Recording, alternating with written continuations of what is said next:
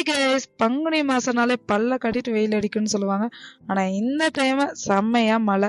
இந்த evening time மழை அடிக்கும் போது சுட சுட போண்டாவை சட்னியோட வச்சு சாப்பிடும்போது அவ்வளோ சூப்பரா இருக்கும்.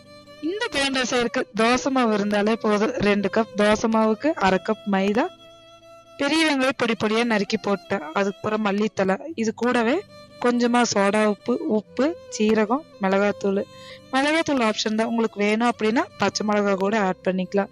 இதை நல்லா மிக்ஸ் பண்ணிட்டு ஒரு 10 நிமிஷம் ரெஸ்ட் விட்டுட்டு அதுக்கப்புறம் குட்டி குட்டியா போண்டா ஷேப்ல போட்டு எடுத்தோம் அப்படின்னு டேஸ்டியான தோசை மாவு போண்டா வந்து ரெடி ஆயிடுச்சு. இது பேர் எனக்கு என்னன்னு தெரியல, நான் தோசை மாவுல ஊத்துனதுனால தோசை மாவு போண்டான்னு வந்து வச்சுட்டேன். இது கூட நான் தேங்காய் சட்னி தான் வச்சு சாப்பிட்டு டேஸ்ட் செம்ம அல்டிமேட்டா இருந்துச்சு. நீங்களும் உங்க வீட்ல வந்து ட்ரை பண்ணி பாருங்க. எப்படி இருக்குங்கிறத கமெண்ட் செக்ஷன்ல கமெண்ட் பண்ணுங்க. பை.